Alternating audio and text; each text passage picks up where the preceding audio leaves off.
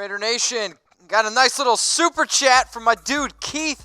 I had the opportunity to meet Keith out in San Diego, and when I was out in San Diego, Keith gave me a beautiful Raiders jersey. So shout out to you, Keith. Much love, my man. And he also, guys, if you put in a super chat, all you got to do is click that nice little dollar symbol as I'm slurring my words here. Click the dollar symbol, submit the question, and I'll talk about it. So Keith, shout out to you. His question: will the Raiders pursue Clowney? Have a good one, bro. So Keith, cheers to you. Let's talk a little bit, though, about Jadeveon Clowney, and is he a good fit with the Oakland Raiders? So the report is that Jadeveon Clowney is not going to miss regular season games, which I think is a good thing, simply because I don't know if Clowney, if he was willing to miss games, if John Gruden or if Mike Mayock would really want to put up with Clowney's shenanigans. Now, we know that the Raiders' biggest defensive need is adding a pass rusher.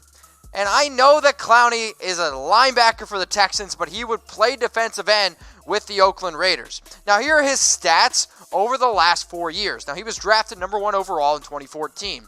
My only concern with Jadeveon Clowney is, as good as I think that the Raiders could potentially be, if you're telling me that a player like Jadeveon Clowney can't get at least one season with over 10 sacks playing next to J.J. Watt and Merciless, I'm a little bit concerned about his productivity level playing on a team that has lesser talent than that. So here's where the Raiders ranked in sacks.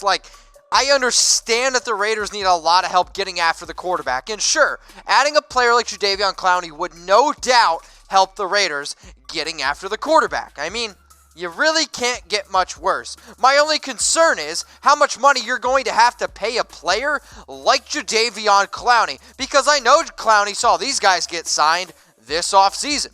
Like DeMarcus Lawrence got paid, Frank Clark got paid, Trey Flowers, D Ford.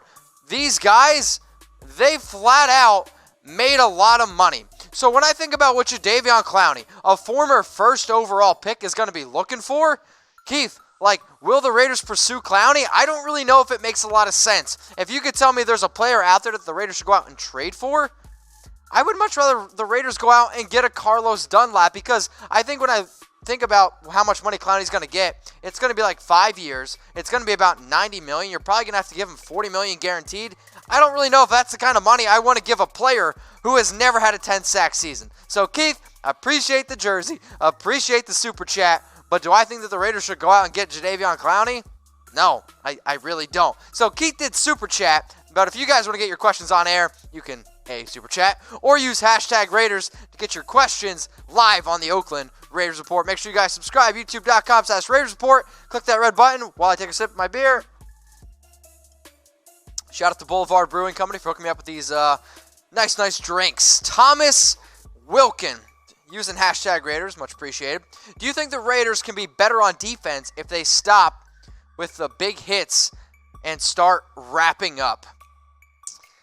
I do think a lot of times players go for the big hit, but I also think this. I also think that NFL players are kind of concerned with laying the big hit in today's game, because if you lay out somebody and it looks a lot worse than what it is, you get flagged a lot more. But I think the Raiders have bigger issues than just wrapping up. I just think last year their defense really wasn't as talented as what it needs to be in order to be able to compete at the NFL level. But do they need to start wrapping up more? Yeah, I recommend everybody so you don't have so many Chucky heads rolling around. Eric McCulloch on Facebook. Hopefully I pronounced that right, man. Much appreciated for watching. Realistic expectations for the Carr-Brown combo. Realistic expectations, I'm thinking that Antonio Brown's going to be around 140 targets. When I think about what he's going to be this year, I really think about what Michael Crabtree was with Derek Carr. I'm thinking 89 catches, 1,100 to 1,200 yards, and maybe 9 touchdowns. I get AB has put up crazy good numbers, but the offense that the Steelers ran is much different than what the Raiders are going and want to run. Big Ben, I don't like him as a person, but he still led the NFL in passing yards last year, more than Patrick Mahomes. They just threw the ball a lot more. So I think Antonio Brown will be a productive receiver, but I don't think we're going to get those big-time numbers that we're used to seeing him put up in Pittsburgh. And if you guys hate me for saying that, I'm sorry for being a truther. David Rivera, Mr. Potato Head, do you think we are going to have a winning or losing season?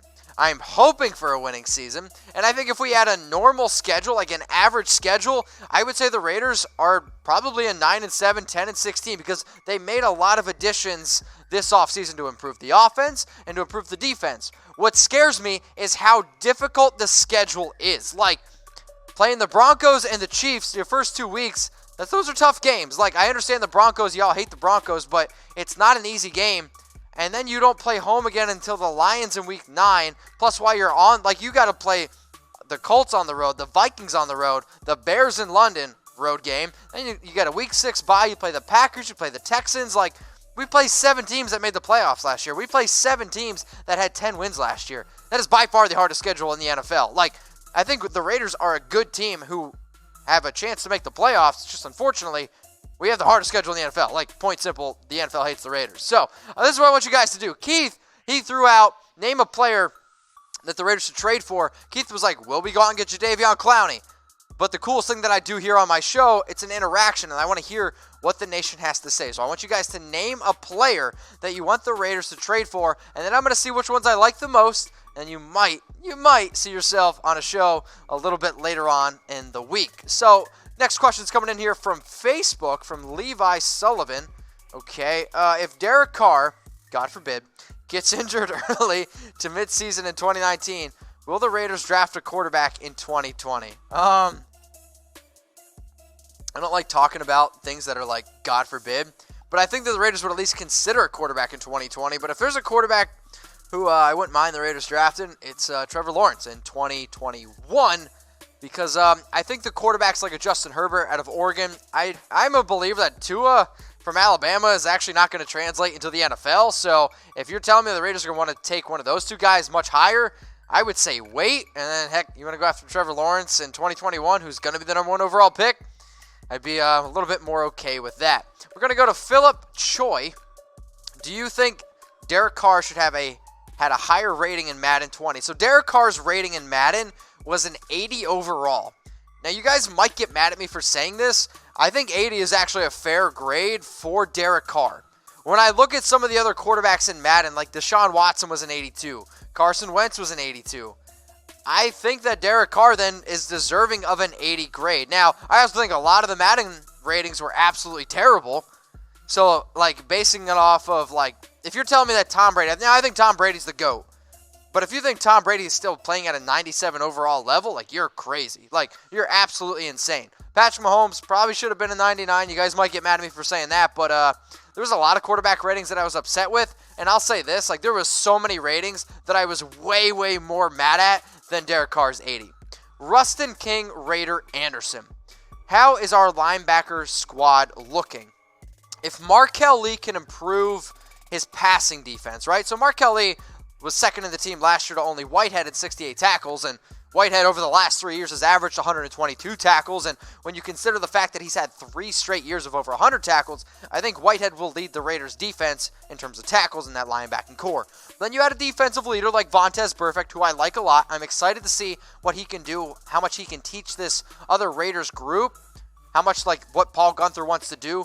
Brandon Marshall's an interesting player, and if he sticks to trends, I think Brandon Marshall's one of those guys who's had over 100 tackles, then he's had a down year. Over 100 tackles, down year. Well, now it's the year for him to have over 100 tackles, so I think he'll help a lot. I like Tavon Coney a lot. I like Jason Kabinda. We have a lot more depth this year than we did last year, but I think if there's one player who's going to be the real difference maker, it's Markel Lee, and if he's able to cover wide receivers and tight ends a little bit better, because he really, really struggled last year. Kyle has, finish my sentence, Raiders, 9-7 season, a successful season if we miss the playoffs. I'm going to say yes, because of how tough the schedule is, because when you consider the fact that the Raiders were 4-12 last year, and now you're telling me that the Raiders are going to be 9-7 this year, I do consider that a successful season, even though, yeah, we missed the playoffs, because I still think the Chiefs and the Chargers are 2 very, very good teams. Now, I want you guys to comment below, one-word reaction to Raiders Madden ratings, okay? You're only allowed one word, so don't cheat. So comment below your one-word reaction to the Raiders on Madden. So if you're watching on YouTube, if you're watching on Facebook, I want you to comment below your one-word reaction to the Raiders Madden ratings. Raider Nation, what's going on? Is this the #1 Raiders channel on YouTube? For Chucky Heads, believe it. baby. And if you haven't already, subscribe right here. I'm giving you Chucky Heads, news, rumors, Raider Nation rumors. And look at this. I'm making your life easier. Check out my next video. Thanks for watching, and go Raiders.